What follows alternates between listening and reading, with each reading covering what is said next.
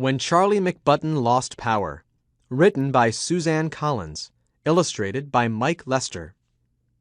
Genre: this narrative poem tells a humorous story. The author uses imagery to help readers experience the way things look, sound, smell, or feel. What details from the poem create an image for you? Charlie McButton had likes and like-nots. The things that he liked involved handsets and bots. Computerized games where he battled bad creatures. The things he liked not didn't have blow-up features. Then one day a thunderstorm blew into town and brought his tech empire tumbling down. A lightning bolt struck an electrical tower, and Charlie McButton, his whole world lost power. He looked left, he looked right, and his heart filled with dread. The TV, the lights, and his clock were all dead. He jumped to his feet, his lungs gasping for air. The room spun around, and he clung to his chair. He tried to cry, "Help!" but just managed a squeak. The blackout had blacked out his power to speak. Thank goodness his mother had ears like a bat. She came to his room, and she gave him a pat. "Oh, Charlie," she said, picking up on his fears.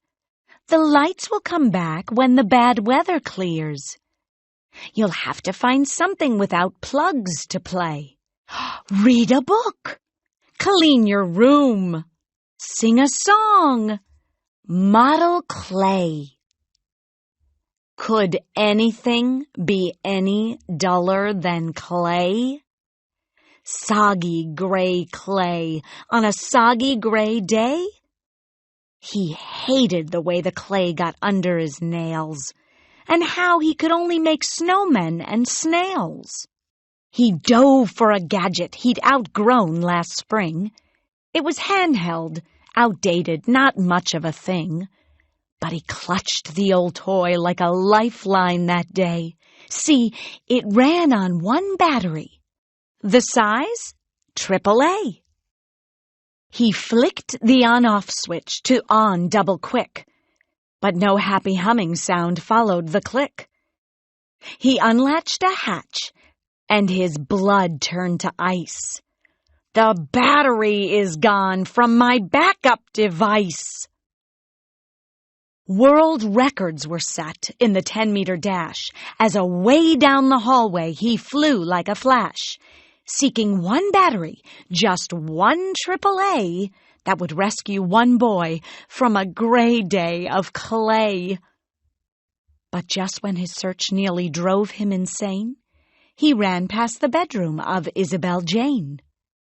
His 3-year-old sister was happily walking a doll back and forth, and the doll, it was talking. Now, dolls didn't talk on their own, as a rule. They needed a power source, some kind of fuel. In less than a second, he'd made his decision. Call it bad judgment, a real lack of vision. Somehow his head didn't warn of his folly, and Charlie McButton, he pounced on that dolly. He plucked out his prize through the baby doll's dress, and Isabel Jane made a sound of distress. It was just a short walk to the foot of the stair, where resided the McButton time-out time chair. To add to the fun of his term in the seat, Isabel Jane came to play at his feet. And Isabel Jane, the battery queen, had more AAAs than he'd ever seen. They powered her puppies. They powered her clocks. They powered her talkative alphabet blocks. Assaulted by non-stop mechanical chatter, Charlie McButton got madder and madder.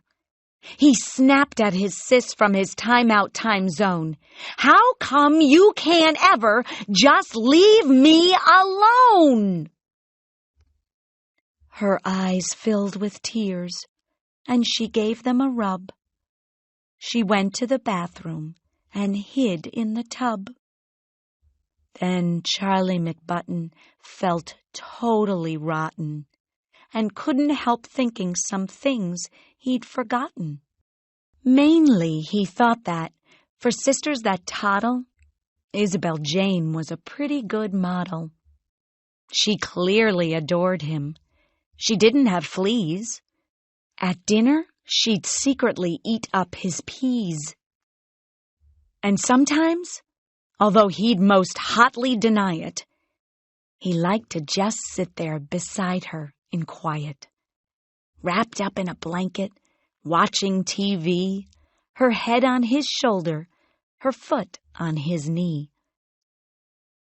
He sat and he thought and he stared at the rain. When his time out was done, he found Isabel Jane. From the edge of the tub, she gave him a peek.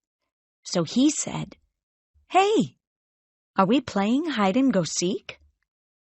She was happy at once and ran into the hall, as she loved playing hide-and-go-seek most of all. They took turns being it and counting to 10. They hid in the plants and the guinea pig pen. And when he found Isabel Jane in her quilt, they decided a big blanket fort should be built. Then the gloom made him think about dragons and spells, so Charlie became the great wizard McSmells.